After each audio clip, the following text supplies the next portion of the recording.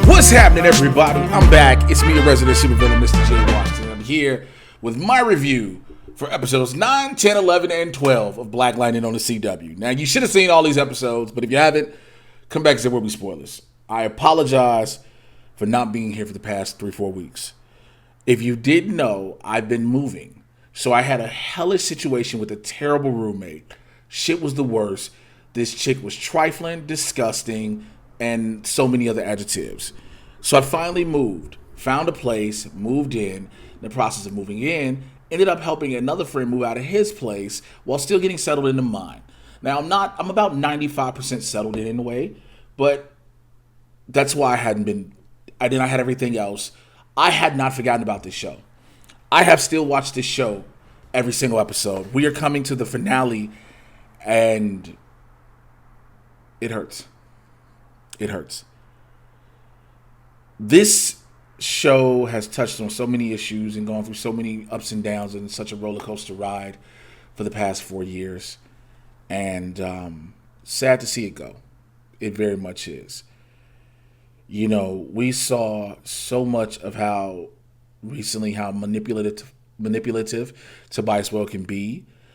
The return of Looker, having her influence an FBI agent who in turn arrested Lynn for violation of civil rights while testing on metas.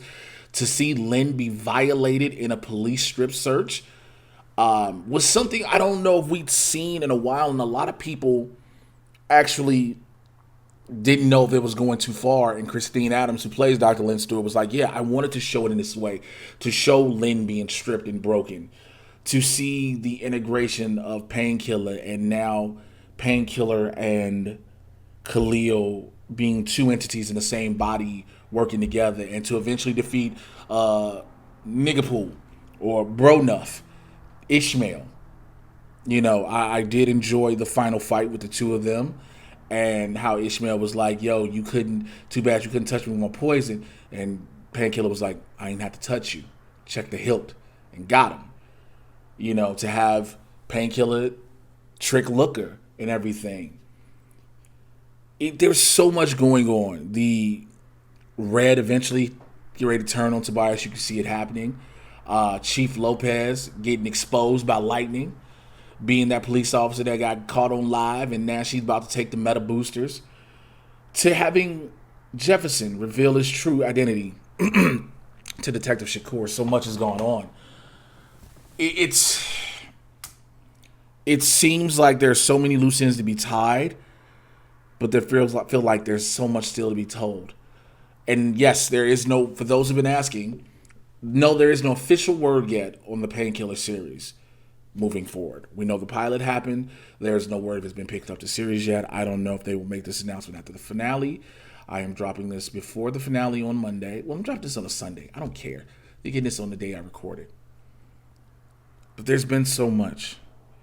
The nullifier, which has taken all the Meta's powers away, and, you know, allowed the Pierce family to have to be the Pierce family to find their way through this. And I think that's a good thing. It's showing that throughout this entire series, we've talked about the family of metahumans, as Tobias once mentioned, the chocolate-covered Incredibles, but we see a family having to deal with this. I think, unfortunately, we are going to lose Jennifer forever. I think she is going to explode. It seems like inevitable that something is going to happen. You know, her even being able to recharge a little bit, going into the ionosphere, getting a little bit of her powers, and then when she uses them, it hurts. Also, never forget, we saw that the DNA was unstable. So there's a lot. This final battle where now, you know, in the penultimate episode, we were left with Tobias telling Jennifer that her father was dead. And maybe Jefferson's playing possum, or maybe, you know, Tobias is just using that to bring Jennifer in. But who knows? Grace and Anissa, do they stay trying to be protectors of Freeland, or do they leave? Do they go to Akashic Valley where Painkiller is, or what happens with them? There's so much that, yes, the final episode, which I'll do a review on too, is called Closure, but it doesn't feel like there'll be much closure. It feels like the unfortunate thing of, will they kill off BlackLightning? I hope not. I personally still think that going into the finale, that there's a potential for Jefferson to live on. It does not have to be a Black Lightning series. I believe he can make a lot of reoccurring appearances in The Flash, which I feel like would be best, but we don't know the future of The Flash at this point. This show has been more than just fandom for me. I mean, I'll have these same thoughts and sentiments going into the finale. But watching the lead up, I've been enjoying and anticipating what the finale would be, but I've also been dreading it. We all have said that the dialogue many times can be kind of cringy and cheesy, and, you know, I've talked to people who work on the show, and they're like, yeah, we get it, but it is what it is at this point. Again, a lot of rewrites had to happen. A lot of things changed. But I think, I wonder in the finale, do we do the whole, yo, here's the big reveal.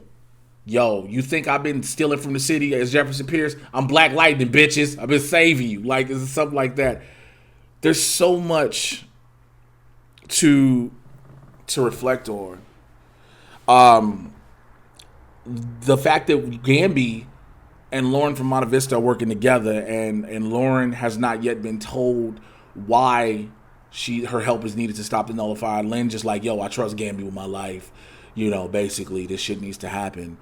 And there's so many different things you see. It's just, you know, is there a lot more in between? It's kind of, sort of, but that's the gist of it from these past several episodes. It all boils down to this. I've been talking about this whole season. When we found out the show was ending, it's hard watching because you know it's coming to an end. You know that no matter what the finale brings, that's the end of Black Lightning as a show. Again, don't know what the future holds for Painkiller yet. Jordan won't even tell me. So, that's the thing.